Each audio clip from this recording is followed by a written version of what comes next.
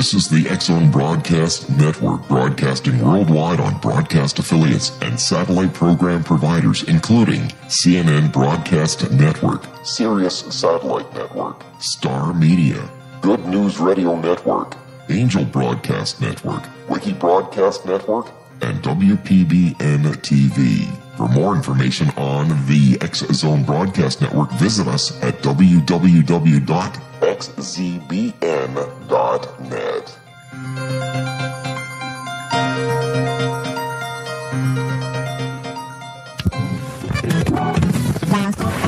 All Hit Radio.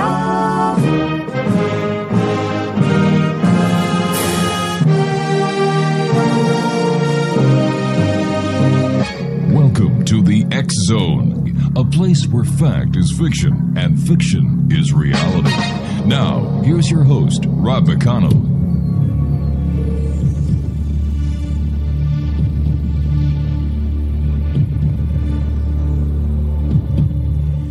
Welcome back to the X-Zone, everyone. I am Rob McConnell. We're coming to you live from our broadcast center and studios in Hamilton, Ontario, Canada.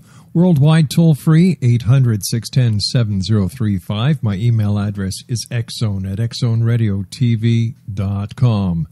On all social media sites, X-Zone Radio TV. And you can listen to the X-Zone 24/7, 365 at www.xzoneradiotv.com. Exonation, my guest this hour is the author of a fascinating book entitled Maggie's Hammer. Geoffrey Gilson is our guest. And in November 1988, Hugh John Simmonds CBE, Margaret Thatcher's favorite speechwriter and the author's best friend, boss, and political mentor, turned up dead in a woodland glade a few miles from their sleepy suburban home 20 miles west of London. To learn why his best friend was murdered, Geoffrey Gilson journeyed into a dangerous world of international arms deals, covert intelligence operations, and high-level political corruption, and discovered a secret that explained much of the present contemporary history. A quest for the truth, which, after 20 years of high-risk adventure, coupled with painstaking research and first-hand interviews, uncovered the ugly truth that, for some 30 years, the various governments of Great Britain have loaned their country's military and intelligence services to the United States, allowing presidents from Reagan to Obama to pursue their covert foreign and military policies without the encumbrance of congressional oversight. Geoffrey's book, Maggie's Hammer, How Investigating the Mysterious Death of My Friend Uncovered a Netherworld of Illegal Arms Deals, Political Slush Funds, High-Level Corruption, and Britain's 30-year secret role as America's hired gun, details his long search for the truth, undeterred by car chases, gunshots, and deviousness of those who hold the answers.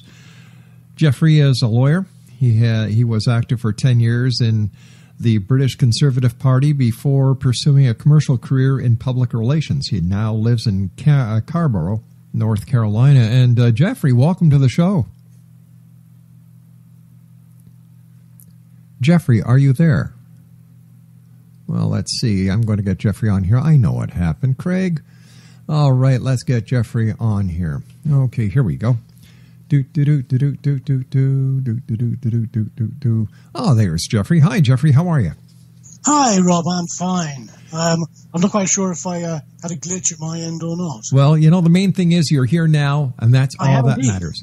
That's all that matters. My goodness, this is some book you've written, my friend.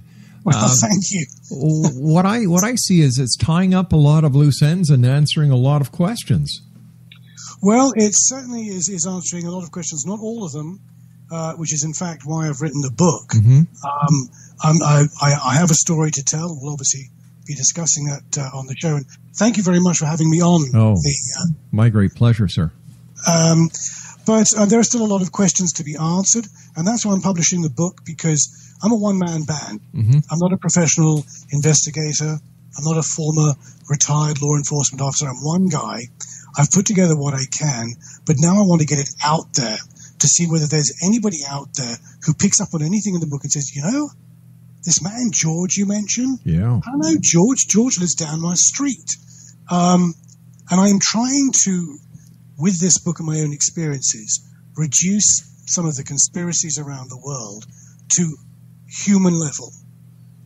Because the people who are engaged in the large political affairs of the world, we seem to think they're sort of somewhere remote. They're not.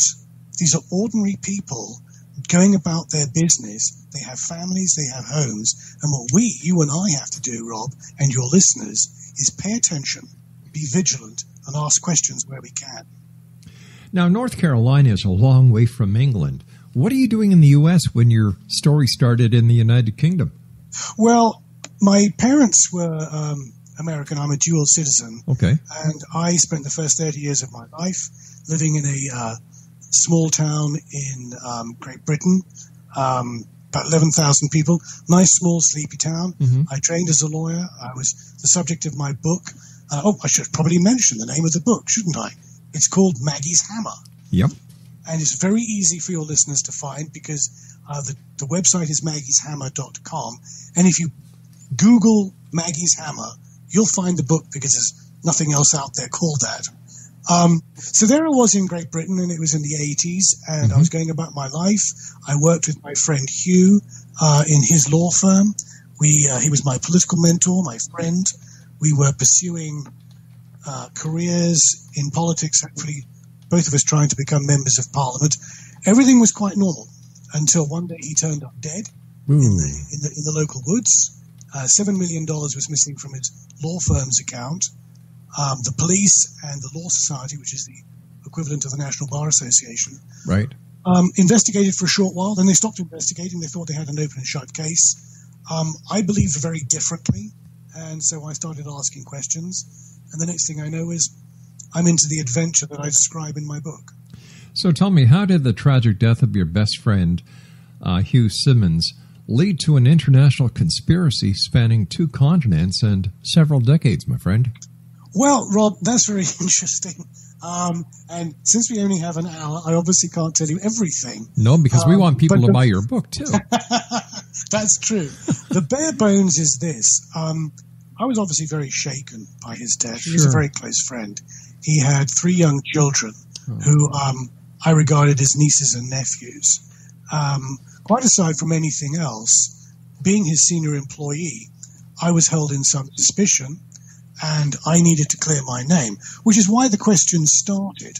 I was somewhat surprised that the Law Society and the police had stopped their questioning. But to begin with, I didn't think that anything was untoward. It just struck me as strange. Right. So I started asking questions myself.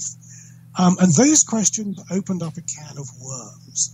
I find myself a few months later talking to a gentleman in Scotland who claimed to be, after some pushing with British intelligence, said that Hugh was involved with the same organization, that his death was the result of some arms dealing. And after that, I followed some leads that I was given. I would literally turn up on people's doorsteps, ask them questions, telephone them. People said to me, "Didn't you find this a little risky?" To be honest, I didn't really think about it.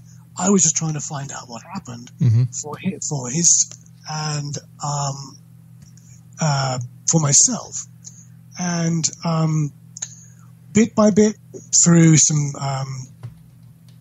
research, one-on-one interviews, a lot of turning up on people's doorsteps, I put together this bigger picture that he was part of a group of people selling arms for Margaret Thatcher in support of her foreign policy agenda, right, which was essentially to provide clandestine services to the United States. How could she get away with that?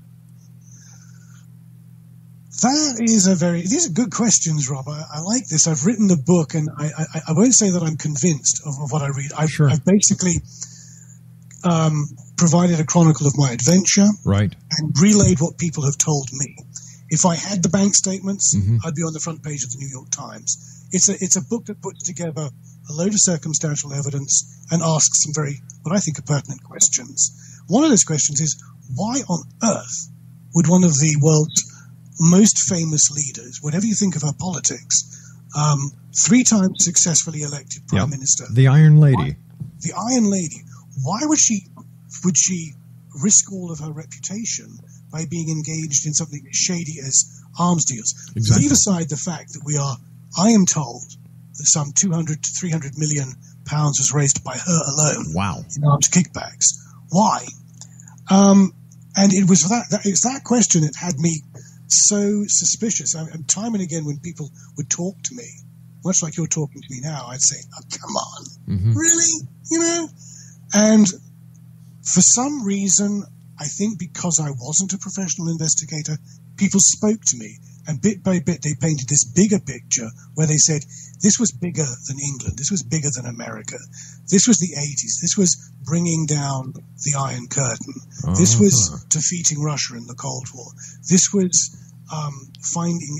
this was about the Middle East, where Iran and Iraq were engaged in a huge war, and people were selling arms to both sides to try and affect the outcome. An outcome which has huge impact today because the same players are involved. Yeah, and we see how well that worked out, didn't we? Yes. And to understand what's going on, it started in the 80s, and my book kind of maps that out. So why did she get involved in this? Because there was bigger stuff going on.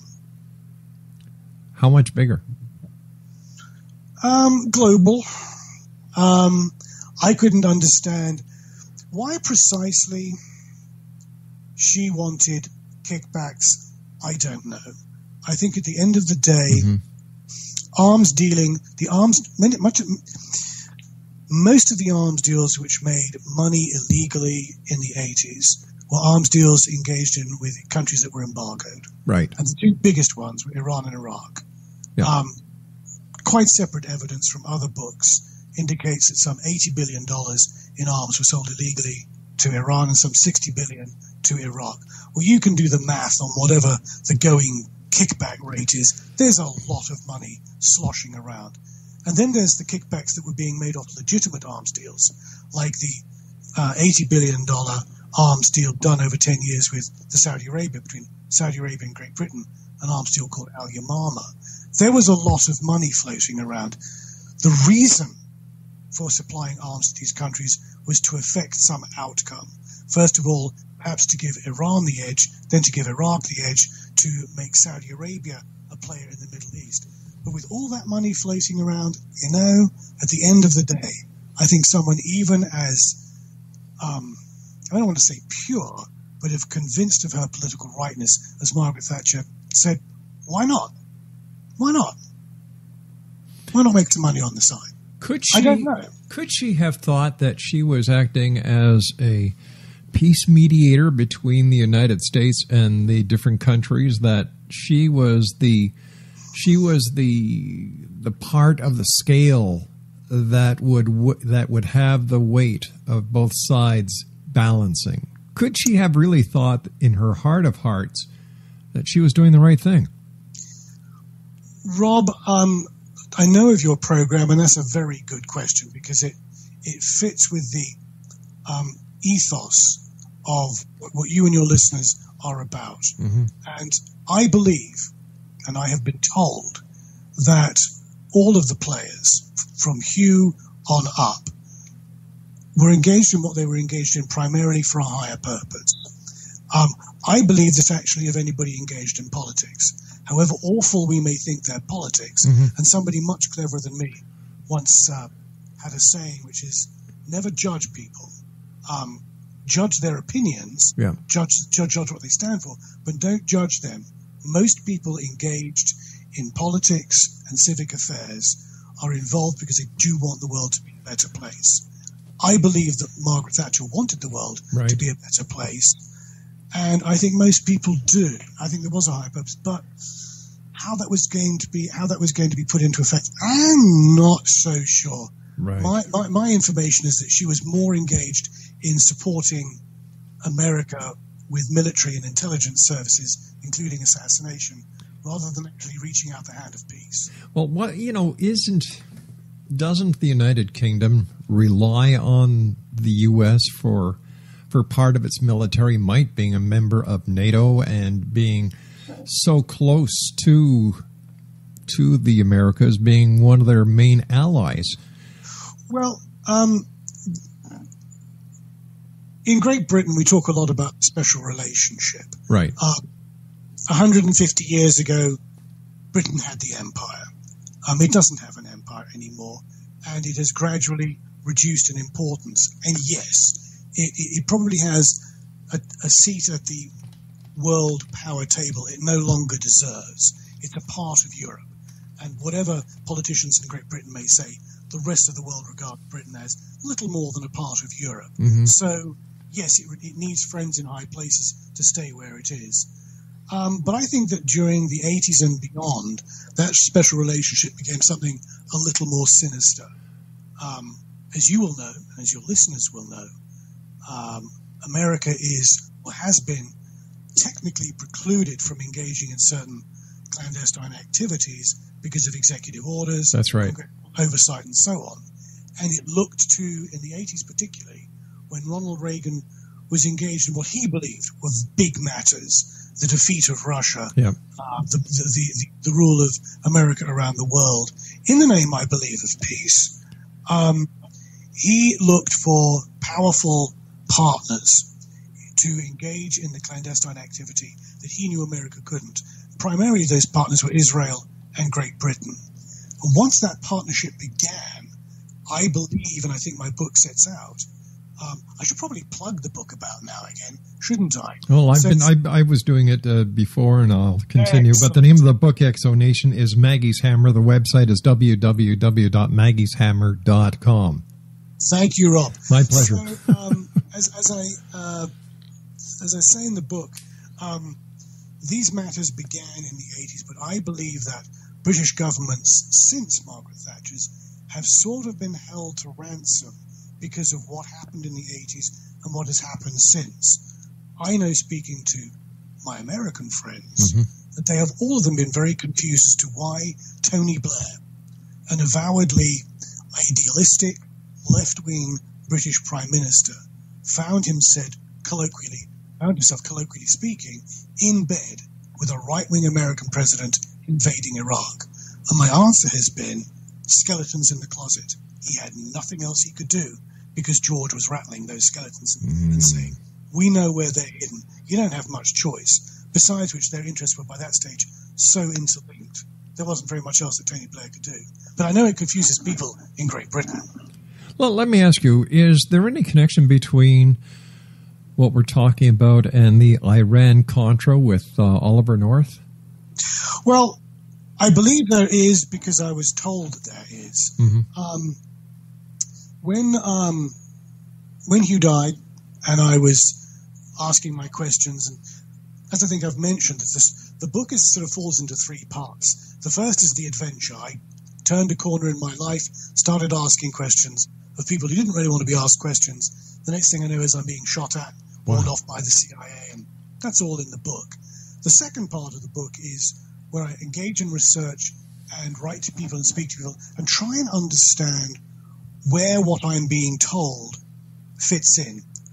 I've always had in my mind this mental image of a vast notice board where I have Post-it, and I'm told something and that's a Post-it, and then I build up a little nodule of information around that Post-it, and then some more information about another Post-it, and eventually, after about 20 years, the Post-its began to coalesce. And I am told that Hugh was engaged in his primary function as a lawyer, and this was his specialty back in the 80s, was laundering money from arms deals for the British Conservative Party, where they were selling arms to Iraq, and the Labour Party and its politicians secretly, with the help of Robert Maxwell, were selling arms to Iran. And in that way, he was connected, and I'm specifically told, the details are in the book, of one arms deal that was financed out of BNL in Atlanta for some $28 million. And for some reason, this is the arms deal that has people hanging up the phone on me. You know, I'm in the wrong business. I shouldn't be in radio. I should be in arms dealing. I can make some money. This is basically, one of my sources is an Israeli intelligence officer, and he kept saying to me, bless his heart, wonderful chap. I don't think I want to find myself down a dark alley with him, but wonderful guy. And he said, Jeff, you're missing the picture. You keep on attributing good motives to everyone. And yes, there were machinations. But what the 80s was about and what it's been about ever since is people making money. That's the way the world is today as well. People making money. You know, it's... It is. And it's unfortunate, but maybe we're both in the wrong business. I think that's what went wrong for Hugh. I think he found himself in a business he really had no business being in, and he upset some people. Was there a connection between what we're talking about and the death of Lady Diana? Or is this something totally different? Yes. I think it's important. Maybe it's not important. Maybe it's just all very interesting. I never set out to find out anything other than why Hugh died. Mm-hmm. He was a friend of mine. I felt for his family. I still do. Throughout this, understandably, 20 years or so, I've been in touch with his father primarily, who has supported me. I was just trying to find out what was going on. And every time I asked a question, I got lots of answers that had to do with lots of other things and not so much to do with Hugh, who seemed to be involved in all sorts of bits and pieces. So I painted this bigger picture. And one of the issues, I painted this bigger picture with some new takes. I don't always agree with much of the conventional wisdom that is out, what I'd call the conspiracy conventional wisdom. Right. I've been in touch with the people directly, and I put together some different takes. And for instance, with Lady Diana, it's my understanding, and no one knows whether that was an accident or not. We all have our views. Sure. But if it wasn't an accident, the trail that I followed through Mohammed Al-Fayed, the trail that I followed indicates that she was not the target. Dodi was the target. She was just she was in the wrong place at the wrong time. She was in the wrong place at the wrong time, and in fact, that was the tragedy of the message that somebody wanted to send. If you want to hurt someone they love. And the person they wanted to get the message through to was Mohammed Al-Fayed, who was threatening to spill the beans on some of the arms dealing between the British Conservative Party and certain rather nasty Middle Eastern middlemen. And Mohammed Al-Fayed owns the hotel where a lot of these deals were taking place. So he's out merrily saying in the 90s he's going to expose the British Conservative Party, but he was also exposing some people who didn't want to be exposed. And my understanding is a message was sent to him through the death of his son. And the death of Diana was simply underlining the intent of their purpose. Wow. The interesting thing is, since the death of Diana, he has never again mentioned arms deals in the British Conservative Party. XO Nation, my guest for this hour is Geoffrey Gilson. He's the author of a fascinating book, Maggie's Hammer. The website is www.maggieshammer.com. Geoffrey, please stand by. You and I have to take our news break at the bottom of the hour. We'll be right back. Okay. Fascinating story. Congratulations on a work well done. Thank you very much. Once again, XO Nation, our guest this hour, Geoffrey Gilson. He is the author of Maggie's Hammer. And, of course, we're talking about former British Prime Minister Margaret Thatcher, also known as the Iron Lady. His website, www.maggieshammer.com. And we'll both be back on the other side of this break as we continue here in the X-Zone from our broadcast center in Hamilton, Ontario, Canada, on the X-Zone Broadcast Network and, of course, my good friends at the Starcom Radio Network. Don't go away.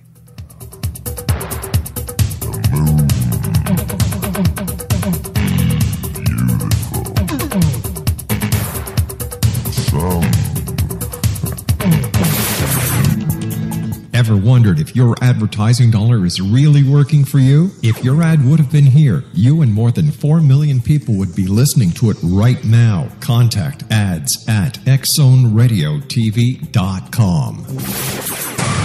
One Florida drug dealer made a serious mistake when he dared peddle his poisons on the schoolyard of Robert W. Morgan's preteen daughter. Morgan, a budding film director, tracked him to his hidden Everglades lair where his meth lab mysteriously blew sky high. When Morgan's demands to police to make grammar school playgrounds safer from drugs were ignored, he sought the counsel of CIA operative Frank Sturgis. Again, he was warned to give up what was becoming an obsession. Instead, Robert used his reputation as a filmmaker to infiltrate the mafia by stroking their egos and offering to make films for them offshore so they could import them as foreign product without paying taxes. When they agreed to build him a studio in Panama, Robert called the DEA and FBI and offered to work undercover. In time, their combined efforts revealed how the mob was secretly laundering billions of dollars through the Vatican Bank in Rome before returning to the States as foreign investments. Now read Morgan's story, Citizen Spy, Vatican Cover-Up, The Mob, Money Laundering, and Murder, available at Amazon.com, BN.com, and Borders.com.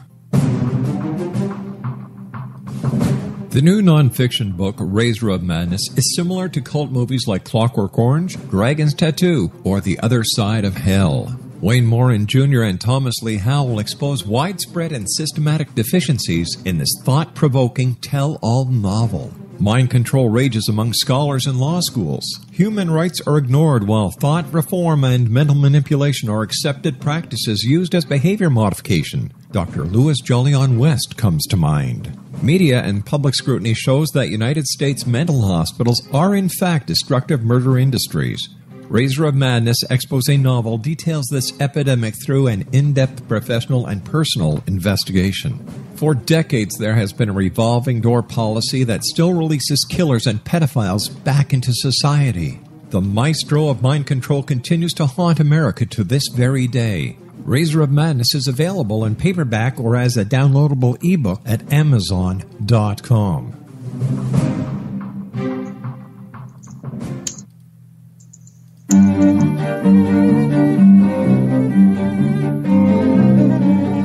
Good real estate websites are not just about showing listings, but offering visitors valuable information about neighborhoods, market statistics, tips, and personal insights. Luckily, you will find that on Roost, but you won't on many other real estate websites in Budapest. That's why we created Roost. Roost is a website with tailored results for the foreign investor, curated by Hungarian-loving expats who found their home abroad and decided to roost in Budapest. Let Roost help you get started on the right foot.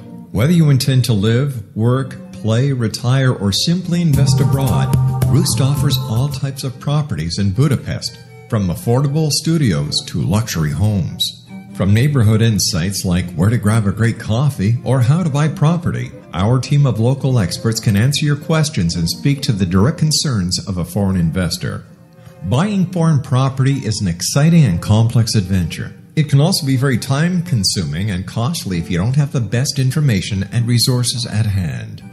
Roost provides professional real estate services and assistance to an international clientele of foreign property investors and rental apartment owners in Budapest. For more information on Roost, visit their website at www.roost.co. That's www.rooste.co.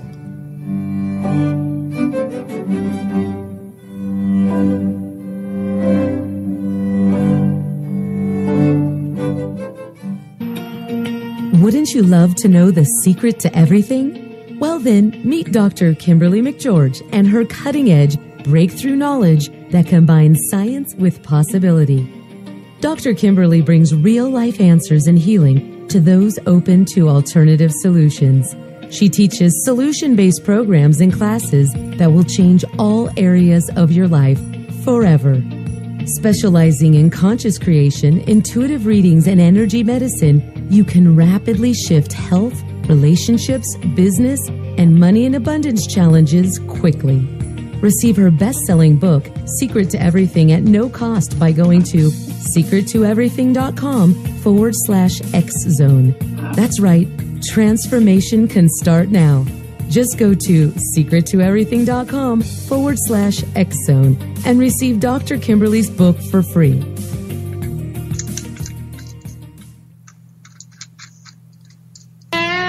Hi, this is Ken Elliott. When I'm floating around the universe, I always try to tune in to Rob McConnell. Hey, ho there, Trinity Frog on Sesame Street. When I want to find out what's going on with UFOs or ghosts, I listen to the X Zone with Rob McConnell. This is Les Corrigan from Target Internet Development. You're listening to Rob McConnell on the X Zone Radio Show. This is John Hogue, prophecy scholar, and you're listening to Rob McConnell in the X Zone. Welcome to the X Zone, a place where fact is fiction and fiction is reality. Now, here's your host, Rob McConnell.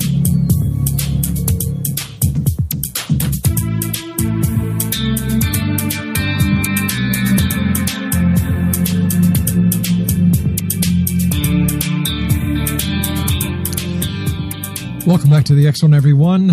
Geoffrey Gilson is my special guest. He's the author of Maggie's Hammer. His website is www.maggieshammer.com. Geoffrey, did you say you were shot at by the CIA? Well, I was shot at. In fact, earlier on you asked me how was it that my adventure brought me from England to North Carolina. Well, the answer to that one is very simple. The person who shot at me said Europe wasn't a very safe place for me to be. Yeah, that'll do it. So, yes, I was shot at.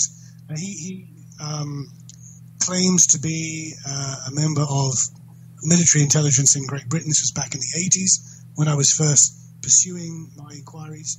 He was allegedly a partner with my friend Hugh in British intelligence. And I went to see him, and in the course of our conversations in his apartment, he received a telephone call, and he later told me the telephone call was to tell him to get rid of me, and he loaded a gun into his pocket. I didn't think anything of it.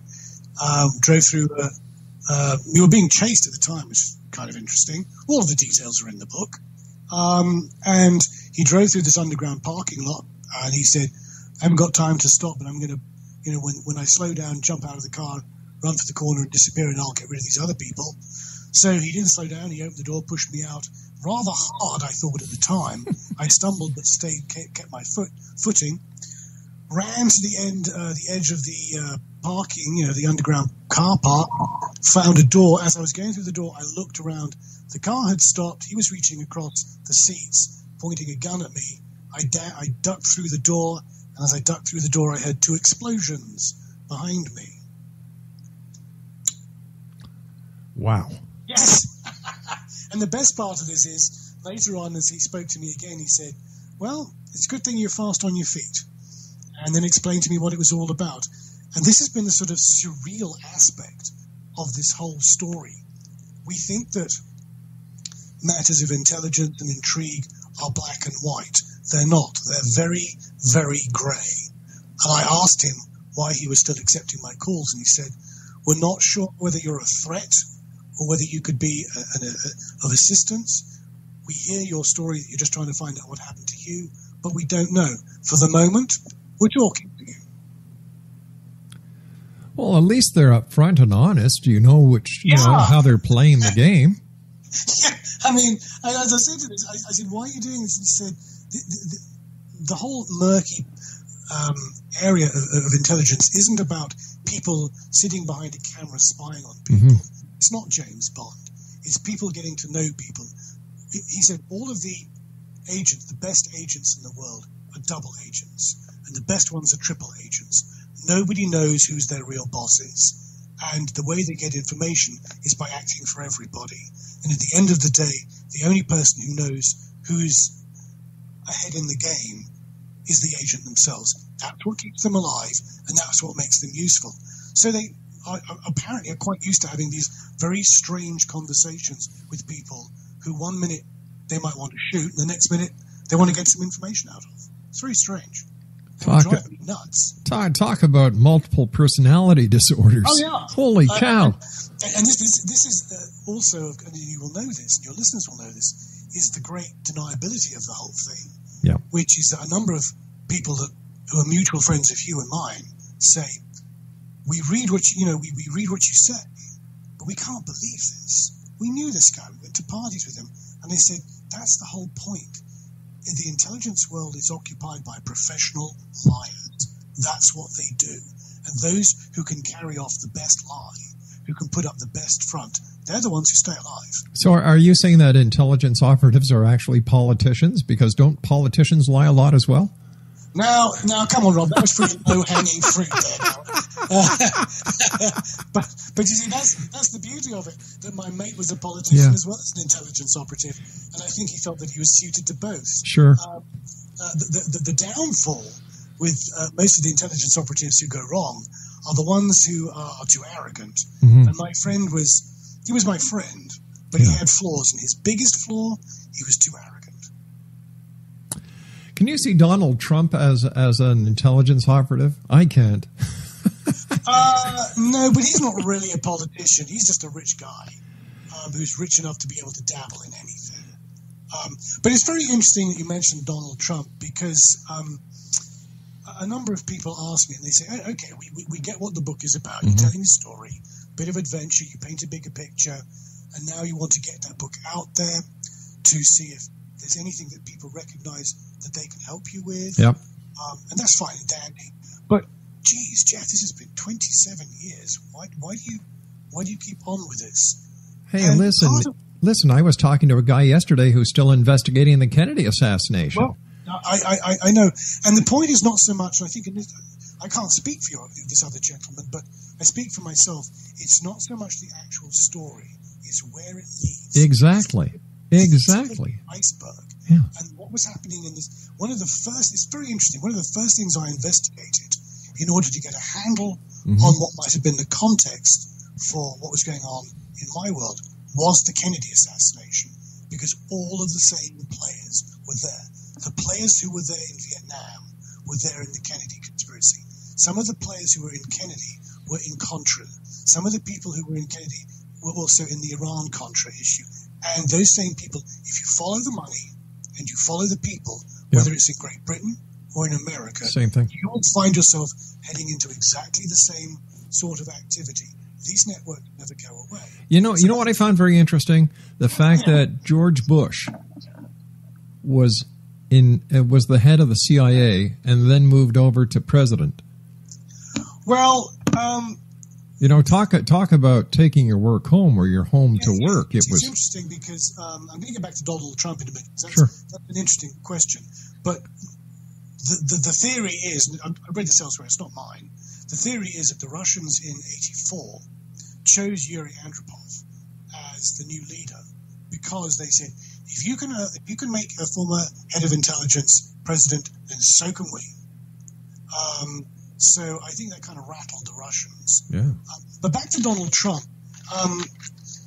Donald Trump isn't so much engaged in the story, but people say, what's this? If there's a moral to what you're trying to achieve, what is it? And I say, well, I think a lot of people in America and Great Britain and elsewhere around the world at the moment, particularly with all of the events of the past 30 years, Iran-Contra, the war on terror, globalization and so on, feel that they are less and less in control of their own lives, that they have less opportunity to design their own destiny.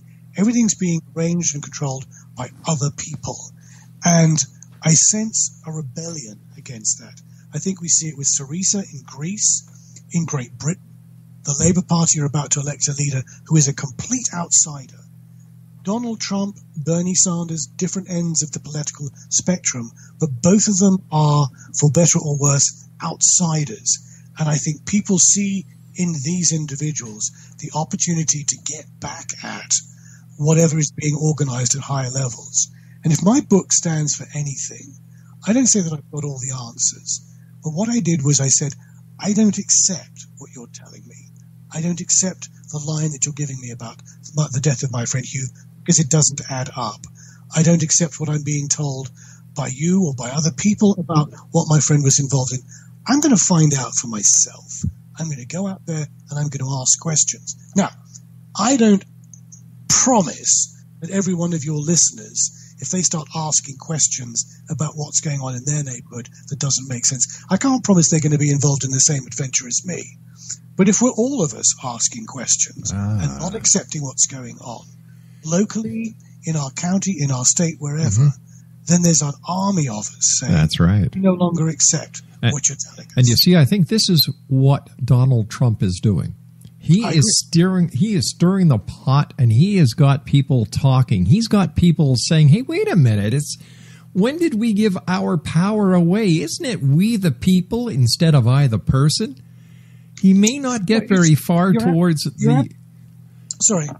No, I was just going to say he's not, he probably won't become president of the United States, but he has done something that not very many people have been able to do in the past, and that's start questions being asked and people pulling together to get the answers.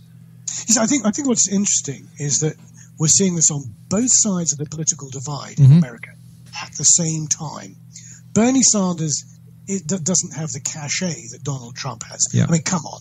We're all fascinated. We all watch the occasional celebrity show. Yeah. We all read the gossip columns. Here's a man reputedly worth $10 billion. He owns golf courses. He wears funny hats. He has that extraordinary hairstyle. But he is prepared to go out there toe to toe. I mean, the most telling thing was everybody keeps setting red lines. Okay, so far so good. When this happens, the Donald will fail. The Donald went up against the 9 best politicians the Republicans could find, and he held his own. Doesn't matter whether you agree with him or not. I think some of what he says is nonsense. Sure. I think some of what Bernie Sanders says is absolute nonsense. But Bernie Sanders has gone up against the Clinton political machine, and he's holding his own. That's Why? Right. Because we like Bernie? Because we like Donald? No, because they're poking people in the eye and saying, we don't have to accept this nonsense anymore. Do you know what I really like about Bernie Sanders? Tell me. He doesn't have his own email server. Excellent. Yeah, it's good. When I've been asked, what on earth has kept you going on this for 27 years? And I say, humor. Yeah. I mean, the times I have sat in meetings with people and just laughed, and they're very serious. It's like, I'm telling you important stuff, and I said, you got to look at this from my point of view. I'm an ordinary guy from nowhere back in Schmoland, and you're talking to me. Why are you talking to me? And the answer is, because you're a nice guy and you seem genuine. I said, wow. Hey, people listening, that's the answer. Nice, genuine people can win. They sure can. Not all the time, but sometimes. But humor works too. I think humor is one of the greatest assets that our human race has, because many a times during the day, if I don't laugh, I crack. So, it's always good to have something humorous. I remember something I learned from someone, and I've practiced ever since, which is whatever has happened during the day, whatever has gone right or has gone wrong, I make absolutely certain that before I go to bed, I laugh. Yep. I just smile and I just laugh. Well, when I finish work here, we're on air until midnight. And then we have a couple of hours work after that we have to do. Yes, indeed. I get home around 4 o'clock in the morning, and I turn on the comedy channel. Yeah. And I laugh before I go to bed. So I agree with you 150%. And instead of getting up and looking at the news like I used to do for most of my life, I now turn on the comedy channel and start my day off with a laugh. That's excellent. There's a lot of stuff going on in the world that we can't change. That's right. We might be able to if we, as I say, create this army of engaged people who don't accept the nonsense, who do ask questions, as I've done with my book. But I just want to go off on a tangent there. One of the reasons I want people to buy the book, aside from reading about the adventure of what I think I've discovered, is because I want them to be able to ask their own questions. I want it to be a starting point for them. They may know some of the stuff in the book, or they may read it and treat it as a guide and say, right, okay, that's how you go from point A to point B. That's how you go from Little Beaconsfield in England to North Carolina. I can do that, or maybe I can't do that, but I can do some of it. I think we're going to call that the Gilson effect. The Gilson effect. There you go. I'll accept that. There you go. A gift from me to you, my friend. There you go. Thank you very much. The Gilson effect. I like that. Yeah. God, I should get into that business. Oh, wait a minute. I know. when we're not telling arms, we'll get into the Gilson effect. There you go. The truth. The quest to the truth. The journey starts with the Gilson effect. Yeah. And it starts with every single person listening to your show. Well, not only my show, but everyone in the world. Everyone in the world. I currently work, I've given up the law. I'm no longer a lawyer. I'm in North Carolina. Yeah. I've had my moments when I've been frightened. I've had my moments when I've been what I call frothy and drooly. This is the most important thing in the world. And now it's just, hey, I discovered some things. Mm-hmm. I'd like to get to the bottom of it, but it's not the be-all and end-all. I go outside. I look at the sky. I enjoy the warmth from the sun and say, this is what life is about. Remember that. Yeah. I've almost completely forgot where I was going with this line of thinking, but I got somewhere with it. I have completely forgotten where I was going with it. I'm sorry. I have that effect on people sometimes. That's the flip side of the Gilson effect. I will zone out and say, do you know something? There's a beautiful sunset. There is. In fact, it's about time people stopped to smell the roses, because we do so much. We have so much stress during the average course of a day. Sure, laughing helps it, but stress is still there. And when you look at a flower, when you look at a beautiful sunset, when you listen to a babbling brook, when you just enjoy nature, it can ground you so that you can then proceed again with what you're doing, or the Gilson effect, for that matter. Well, I don't know what your spiritual beliefs are, or those of your listeners. I've developed a few of my own over the years. And I have this image in my mind. I was raised a Catholic, so I can't get rid of that image. I have this image in my mind of arriving at a pearly gates. Yeah. And St. Peter saying, right, so Bill Clinton's ahead of me. And Bill gets asked, he says, so what did you do with life? And Bill says, well, I was president and I did this right up until the time I died. I tried to change this. Okay, Bill, over there, kindergarten, you got to go round again, man. Uh-huh. And then it comes to me and it's like, well, I actually realized that life was this big cosmic joke. And there was stuff that we could do, but we had to take time out just to have a good laugh. Jeff, man, you go to the next level. That's it. You don't know this, but God is actually Jon Stewart on Comedy Central. Life is a big joke. You get it. I just have this image in my mind, which sometimes... Isn't that wonderful? Yeah. By the way, did you know who was behind you in line? I haven't. Oh, no, I was too busy looking at the bar. Well, yeah, it was Monica Lewinsky, so don't worry about it. There you go. Yes, sir. Yeah. So, yes. So where do we take this? Where do we take the investigation from this point?